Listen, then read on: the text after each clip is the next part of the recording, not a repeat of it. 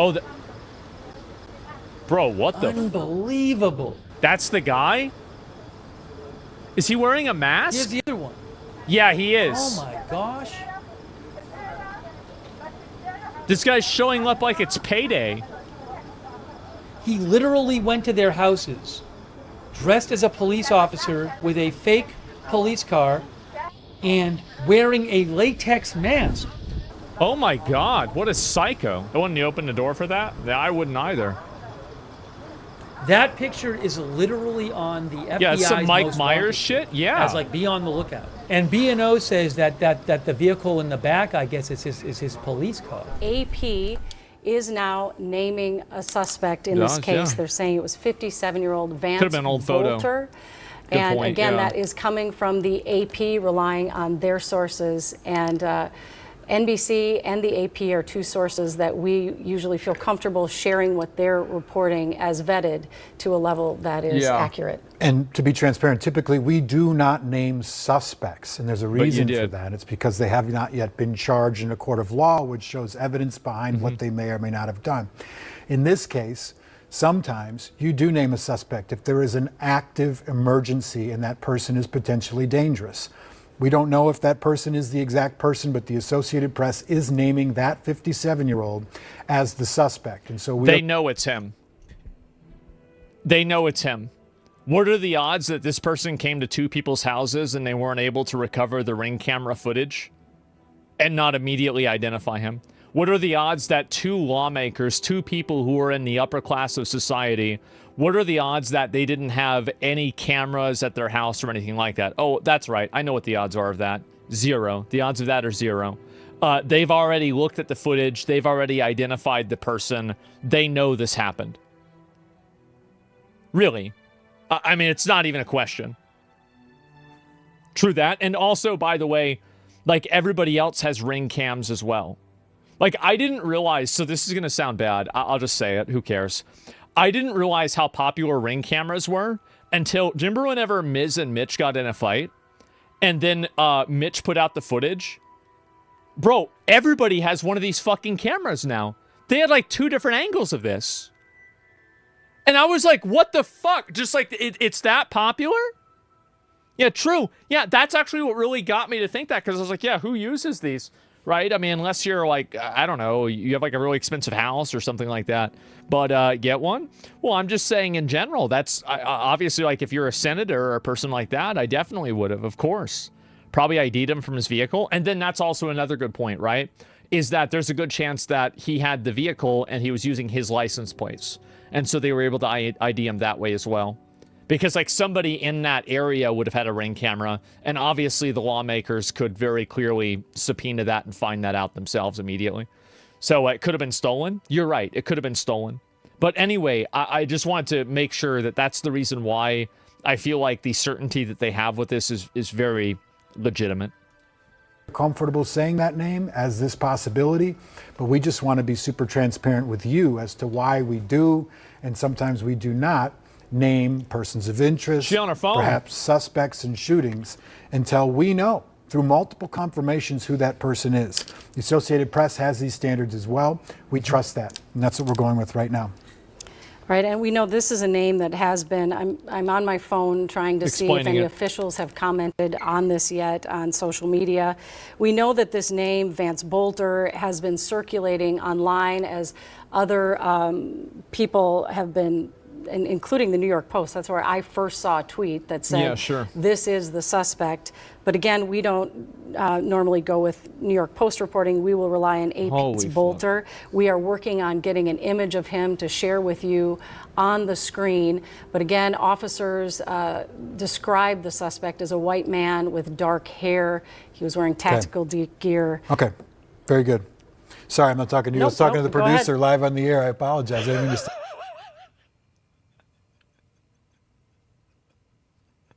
Yeah, all right, wrap it up, Karen. No, go ahead. We just want to go. Are we going out to Morgan? Is that what we're doing? Yeah. Oh, excuse me, Sammy Salino. We'll go back out to Sammy right now. Check in with her. Sammy, what do you know? Well, first of all, I just want to show you what's behind me. This is the scene of Representative Melissa Hortman's home. Investigators, they are still here. You see the flashing lights, and we have seen folks just kind of go in and out of that area all day. That's a really nice place. There are a few details of what happened early this morning after that suspect shot Hoffman and his wife, then came here to Brooklyn Park. Around 3:30, Brooklyn Park came to just check up on their lawmaker due diligence, and that is when they found a police vehicle that appears to, at least a car that appeared to be a police vehicle, and they found a man wearing what looked like police gear in the doorway. Shots were exchanged, starting with that suspect. He got away, and police, they are still looking for him now. We do know police, they are still actively searching this area. We have seen... I'm actually surprised they haven't found him. Like, it's really surprising. I would have assumed, especially with, like, I mean, and the guy also, I mean, he's 57 years old. So it's not like this is going to be a Rambo First Blood situation either. Very quiet neighborhood this morning, this afternoon. Woods? And Mitchell, if you want to go ahead and let's take that camera off the tripod so we can just kind of show you a little bit about how quiet everything looks like right now. So apart from the occasional person maybe letting their dog out, something like that, folks are staying inside most of the time. Front doors, you can see that there's some look at these houses. These are really nice houses. They definitely all have cameras. Let me see if I can even check. Drawn law enforcement, they are still in the area. They definitely have cameras here. There is still a very, very active door knocking situation. Police are asking people to only open their doors if it's officers in pairs of 2. That's very important. They do not want people to open. Honestly, that's a really smart police department. That's really smart for them to say that. Yeah, like, I mean, everybody, the thing is, like, I gotta say this, right, is everybody always shits on the police. I don't. I'm a huge supporter of the police. I mean, that's one of the reasons why I support police accountability. I mean, I like body cams and stuff, right? It's so, you know, the good guys don't get lumped in with the assholes. But, yeah, that's really smart for them to do that. Open their doors if there is just one officer, as they are still on the lookout for that suspect. That's very important to note. If you have any uneasiness at all, you can call 911. There's certainly heavy law enforcement in the area.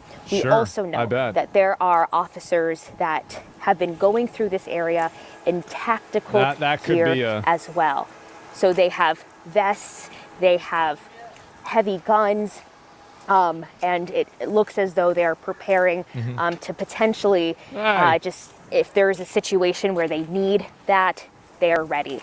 Again, this neighborhood, for the most part, is pretty quiet. They are letting residents in and out of the area. I did spoke with one woman here. She didn't want to be on camera, but she said she woke up to lights and sirens. There were a lot of them. Wow. Again, around 3:30 this morning, she says there was an officer. Oh, so he did this in the middle of the fucking night? Is that right? I thought this literally just happened. Setting up a drone in the area. 2 a.m. He says, of course, holy that's shit, I didn't know that. That was in the home that officers talked about, that they sent in that drone. Well, now, hey, now at least it makes a lot more sense how we got away. Like, I was approaching this all from the perspective that this was happening, like, immediately. Into Melissa Hortman's house, so that way they could clear that house and know that it's safe. So this is just a developing scene here. Again, the do you think it's some kind of cover-up? Stay put order, shelter in place order is still in effect. So that's why we have such a quiet neighborhood right now. All right, Sammy, thank you so much for your reporting. We appreciate it. We'll check back. We have also been going live to various scenes around the Twin Cities where those No Kings protests were going on today, the rallies that were anticipated. Why do they think Trump is a king? Because like, didn't Trump get like 1 million of his executive orders the first time blocked like so many times?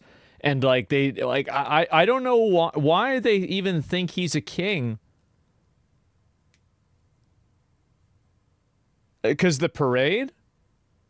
I mean, you're right that the optics on Trump just happening to have his, like, are we going to have a military parade every day on Trump's birthday? Well, and this is the problem, is that it's Flag Day, right? So is it Flag Day or is it Trump's birthday that we're having the military parade? And if you're at those protests, you probably think that Trump wants to throw this entire. I guarantee you that there's so many people at those protests that are like, Trump is throwing this military parade to celebrate his own birthday. I think that's what it is. And planned that were supposed to go from 11 until 2, and they were anti-Trump rallies that were scheduled, and they were expecting about 10,000 people. We received from the State Patrol about 2 hours ago a picture of a bunch of papers that were found in the shooter's car. And it was... Yeah, and so this is again confirmed again and again. So it actually is from the shooter. It's not some dozens bullshit. Of sheets of paper. There it is, with no kings written on it. So they called a press conference and said, please cancel the No Kings rallies. Now, that obviously did not happen. I think it's unfair to cancel the entire rally because of one lone retard. That's unfair. I think if you want to have a rally and, the right to assemble, I think is very important, shall not be infringed. Just assemble on the sidewalk and not the middle of the street. Just assemble and don't disassemble. The moment that the assemblers turn into disassemblers, then I think that you need the police. It's pretty simple. I don't know why it gets so complicated for some people. 100% the dude is dead. Evidence is planted. He's going to be got. Cover up. I don't know, maybe. Hundreds of people out protesting in St. Paul right now for the No Kings rally. We are watching that and have live shots there. Right now, we're going to switch back over to coverage on NBC, and we'll be back to the stream momentarily. 3, 2, 1. Now, breaking news from KARE 11. What is this? Good afternoon. We are briefly interrupting the U.S. Open with brand new information on the horrific events that unfolded here in Minnesota today. The AP is now reporting new information on the suspect in a targeted shooting of 2 state lawmakers and their spouses overnight. Yeah, Julie, in the last 30 minutes, the Associated Press is reporting the suspect police are looking for is 57-year-old. Yeah, this is just the same guy. This is the same idiot.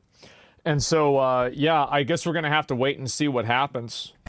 2 Minnesota state lawmakers were shot in their homes overnight. Democratic Minnesota State Rep Melissa Hortman and her husband Mark Hortman were killed in what officials say was a targeted assassination. Another state lawmaker and his spouse were injured in the attack. The suspect escaped after an exchange in gunfire with police. Wait, so the police tried to shoot him and they didn't even get this guy? Holy shit, I didn't even know that. An active manhunt for the shooter at this hour. Welcome to Fox News Live on a busy news day. I'm Mike Emanuel in Washington. For a reaction to the deadly shooting in Minnesota, let's bring in former FBI Special Agent Ren McEachern and former federal prosecutor Jonathan Fahey here in our Washington studio. So, Ren, what we're hearing from authorities is the suspect dressed up as law enforcement, had a uniform, had evidently a badge, had even a vehicle that looked like a police vehicle. Targeted assassination of elected leaders in Minnesota. What's your reaction to that? Where does your mind go? Yeah, this is really worst case scenario in my book, because when you think of a police officer in uniform, that's the person you can trust almost every time. And to think that they're using that level of trust to take advantage and really commit this assassination essentially is very complex. And now for the law enforcement involved, not knowing who this person is, this whole area is going to be flooded with law enforcement. They may not know each other, right? They don't know different departments, different federal agents coming in. Among Us? And there's going to be a big problem with identification. And then there's going to be a bigger problem with the perimeter that has to be set up. I could see us being a more localized incident where there were words or statements that were made that were slight jabs at each other. I don't think that's. I honestly don't think this is a incident. It's an isolated incident. I think right now it is, but I think it's going to continue happening more and more. Right? It's not like it's just. It's just going to keep. It's not like this is going to be the only time this happens. Basically, there are so many complexities of this crime, but this is horrific, and this is really going to be a trust issue going forward. One of the things that I thought was really important on the press conference where the police chief said is that when they're approached by someone's approached by a police officer, they'll be in twos. So that's really important that people need to realize this. But it also is about knowing your neighbors, right? Neighbors should be calling each other, right, and saying, hey, is everybody okay? The other part of the story is, where is this guy? Is there a barricaded situation now?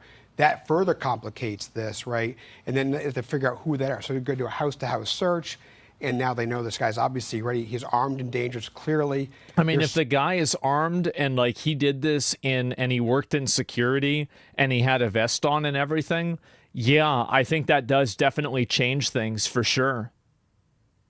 Look him up on his website. I don't know if I want to. I don't know what would be classified as like reading the manifesto, right?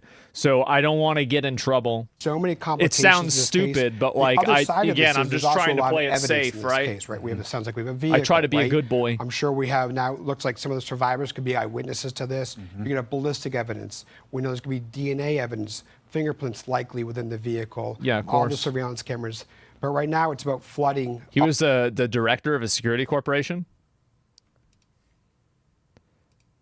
All of the resources. And thankfully, we know that Attorney General Bondi's already chimed in and said they're on top of this. I know the FBI and Kash Patel's groups are already sending massive resources. We know the administration and President Trump also chimed in. So they're going to get excellent resources. But right now, it's about safety going forward for the community. Yeah, so Ren, it sounds like this guy had a manifesto, that there were a list of people that he was targeting. So obviously, you'd expect stepped up security at their homes. And what about the idea of combing a perimeter, a fairly probably decent sized perimeter? It's hard to do. It's incredibly problematic. And one of the things, I grew up in Boston, Massachusetts, and with the Boston bombings and the Snarf brothers. I want to break. Forgive me, there's a news update. Let's go live to the news conference. Here it is. In Minnesota. Are all of the people on the list, have they all been notified, and do they have law enforcement presence? Again, that is part of the investigation right now, so I'm not going to answer those. So, well, I'm sorry, as I mentioned, we're getting to investigatory information. I'll leave that to Superintendent Evans. Yeah, and good afternoon again, everyone, or good morning at Drew Evans, Superintendent of the Minnesota Bureau of Criminal Apprehension. Superintendent, can we have it quiet out there so everybody can hear? Thank you. What I wanted to note, though, is part of this, the references, the individual that is a person of interest that we've talked about, or individuals, are not in custody at this time.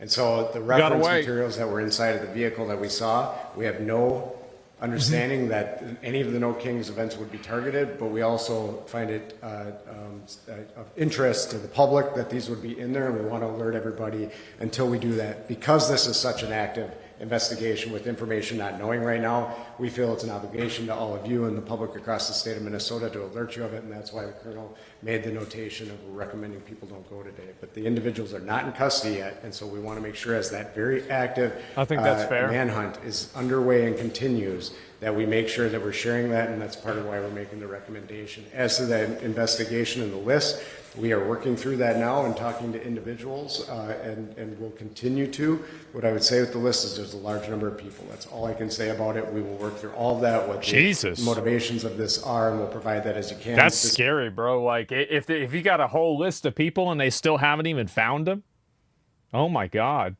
This is really a public safety announcement for everybody, so we can make sure people are informed and make safe decisions throughout the day. Thank you. Thank you, guys. So what specifically about the No Kings? Yeah, I heard that too. Okay. What was the question? I was just going to say, we got an email from organizers saying the event's still on. Luigi on steroids? Yeah, I mean, this guy seems like a more effective Luigi. And I think this is, again, it's going to just keep getting worse. And until we can have an honest conversation about the rising temperature of rhetoric, this will just keep getting worse. Because the problem is that 10,000 people can see a tweet that says go out and kill people that you disagree with, and they can say that's crazy. But when one person sees that tweet and they're like, hey, you know what? That's the problem. Great question. So we're not the organizers. We're in contact with Reddit people are to blame for this? Yeah. I think that there's probably there's not one thing that caused this, right? And also, by the way, a person that goes through, and I say this every single time that there's like one of these like killers, if you're killing their spouse as well, I don't think that people that are of sound mind do that. Like, this person's probably a nutball. Like, almost every single time that like you have one of these crazy people pop off and do something like this, they are actually fucking nuts. You think? Yeah, I think. Is he a Democrat or a Republican? It seems like he's a Democrat. Every piece of evidence points in that direction, other than the fact that he killed Democratic senators.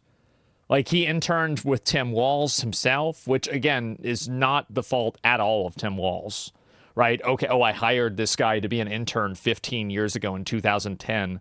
Now I'm automatically guilty because he did something now. Like, that's ridiculous. But at the same time, it is a point of reference to, like, understand what his political affiliations are.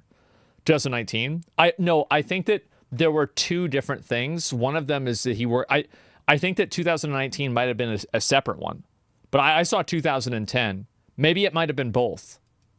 However, as you heard the message the Colonel gave, we've also put that out on State Patrol social media pages. And then I think with that, you will see that there's also a photo that goes along with they got a picture of what we found inside the car regarding the No Kings rally. Social media, State Patrol social media pages, and I believe it's also being shared in the Department of Public Safety social media pages. All right, thanks, guys. As I've done before, Got an update from Circle Pines, Minnesota. Authorities there giving a brief update for journalists, trying to give them the latest information. We'll see Sounds if there's like anything some new evidence now. may be put out on social media so people are aware of what we're dealing with here.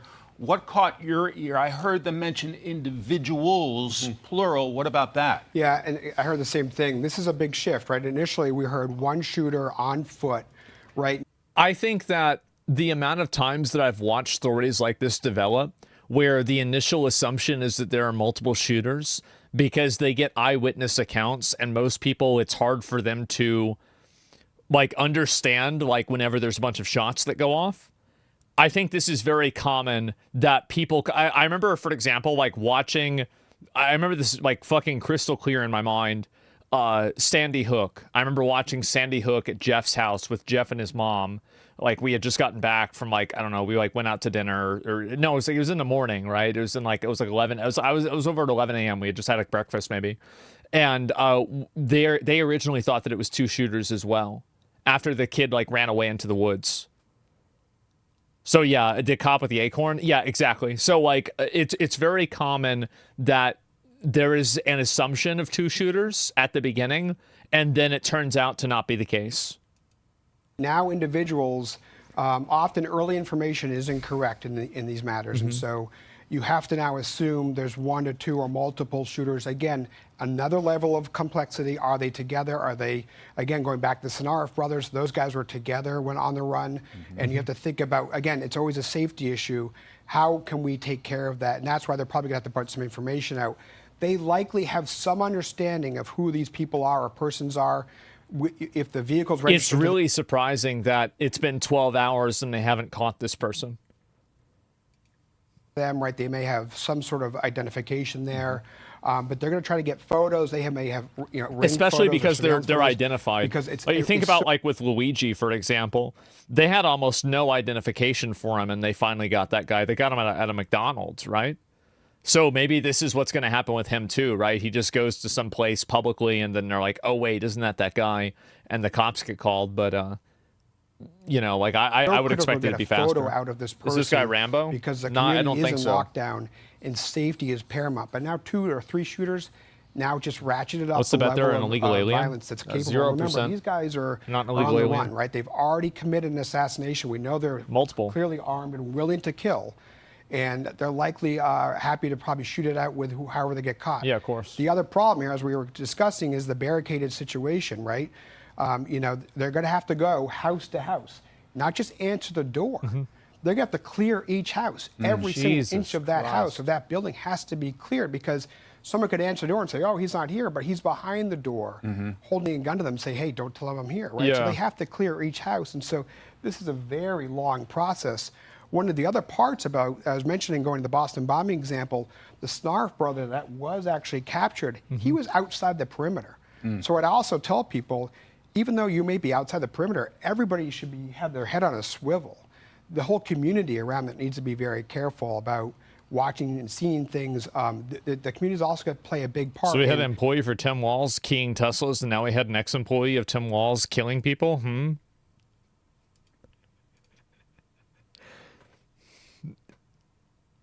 He's not a good decision maker.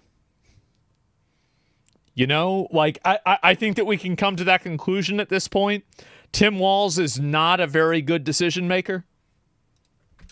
That's what I would say. He's a knucklehead. Yeah, I'd say he's a bit of a knucklehead. You know, this is also part of the community reaching out to 911 to make those calls. Former federal prosecutor Jonathan Fahey, where does your mind go as you hear these latest facts from authorities there in Minnesota? Well, it is pretty interesting, because if it really, and I was, you know, wasn't sure that's what he said until he said it twice about individuals.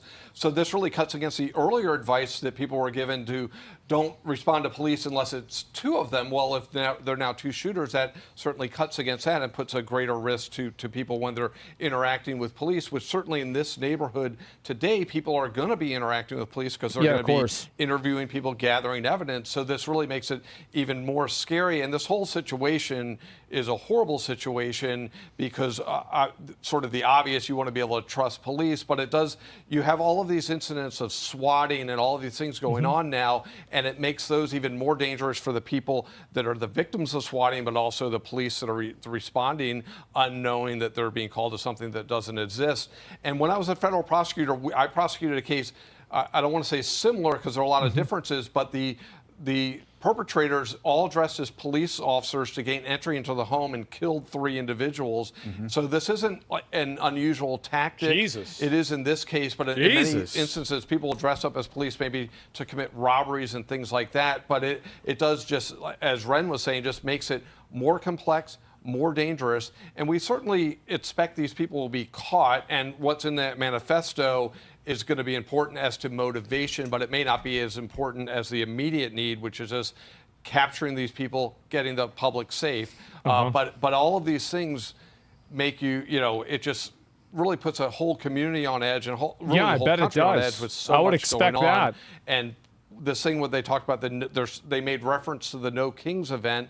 Does this mean that they were going to target this event? Does this mean they were associated with the event in some way? We don't really know, and I guess it doesn't really matter. I mean, like, if the guy was working with Democrats in the past, I feel like he probably supported the event. I mean, I feel like there's a pretty clear delineation between that. I mean, that's the assumption. It's obviously you can't be sure, but what the motivation that's what I would assume. Right now, it's just how do we catch these guys and stop the threat? I want to read to you a tweet from the Minnesota State Patrol. It says, given the targeted shootings of state lawmakers overnight, we are asking the public to not attend today's planned demonstrations across Minnesota out of an abundance of caution. So these are protests by liberals, Democrats, progressives, however you want to label them. And so clearly there may be something in this manifesto that they found that is raising cause for concern. Jonathan?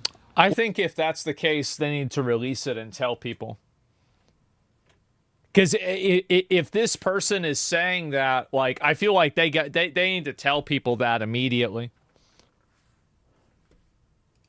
Well, and I hope people don't attend just for that reason, because we don't need more violence on top of this, and there'll be many more opportunities to make the same political point that these protesters want to make. But it is interesting what is in there. Why would this Democrat support Democratic events and kill a Democratic lawmaker? Not being a disagreeer, just curious to what the possibilities are. So that's a really great question, and I think you bring up a good point. And the fact that he killed a second person that didn't, the first person, the woman who was actually killed, voted in direct opposition to the rest of the Democrats. She was the only person who didn't vote against something, or she voted for something. And so you could view it as like, oh, okay, you betrayed us and now we're going to shoot you, right? So that still makes sense. But the difference is that the second person that was shot doesn't have any history of doing that, as far as I know. And also, who else is on the list? Because if you have a whole list of people, 2 points make a line, but, like 20 points or 50 points make a really good line, right? You're going to be able to determine a lot of things. Do you guys see what I'm saying? The manifesto doesn't work yet for their desired narrative. I don't know yet. And the other thing that they did mention, that I think that the second person on the press conference talked about they were making appropriate notifications. I assume these were individuals that were maybe listed in the manifesto that may be targeted. Yeah. So to make sure, not only make sure they're warned, but maybe make sure they're also safe currently, make sure they've been made contact with, to make, because they could still be trying to target these individuals, or they could be seeking to flee. We don't really know where their heads are at. And what Ren was saying, if they're willing to do this, crazy. Maybe they're willing to clearly kill yeah, for a you cause. can never know. It's impossible to die know. For cause as well. So these threats on these individuals may not be over right now. I do think, though, if they're making... Dude, seriously, who's the Nazis now? You step out of line, a secret officer in uniform gets sent to your house to silence you? Again, these people don't hate the police. They want to be the police. They don't hate power. They want power. They don't hate Nazis. They want to have the power the Nazis had. As soon as you understand that, everything else makes sense. They don't hate the thing itself. They hate their lack of access to it. The specific request not to participate in these protests today, to me, I think there's probably some articulable, evidence that is part of the scheme here. That should Clearly, be there's a lot spread. of preparation. It should went say into exactly this, right? why. A lot of premeditation went into this. They were very organized. True. They took very detailed steps to do what they're doing. And we don't know if it's just this group, right? This could just be one part of a larger cell that's operating. That's where it really becomes quite concerning. And so for them to say no on going forward with the protest, there has to be, especially in Minnesota, there has to be something, I think, quite serious in the public. No, really they didn't say no. They did not listen to that. They just said not. They said they recommended people not to go to it. I think if there was something that was as bad as, like, I planted bombs there, or there's going to be more shootings there, or something like that, then I feel like they would have said that already. Because now this on the day of our king's birthday, yeah, how disrespectful really a whole new level here. For the glorious emperor. It's great to have you. Hey everyone, I'm Emily. So Campagno. yeah, I don't know where this is going to go. I'll see if there's any new information about it, and I'll link the video just a little bit. My prediction here: do you think the shooter will affect the reputation of No Kings Rally? I saw you type that a few times. You did spam, but I'm going to let that one go because I did read it. I just wanted to wait until the end of the video to talk about it. So will he affect the reputation of the No Kings rally? Absolutely he will. This rally and all of this stuff, like 100% people are going to look at these guys and think that they're morons, right? And overall, like, no, it's okay, the reputation. Yeah, and also it's just an event, right? So you don't need to go, I don't know if it has like a whole reputation yet. I also don't think that one person is indicative of a movement or anything like that. I think this is obviously not a pope, not a king. What is this? She's mad about an AI photo. Oh my God. Yeah. Respect my existence or expect my resistance. Just vote. Yeah, there sure are a lot of people that are upset about this. Maybe they should have voted.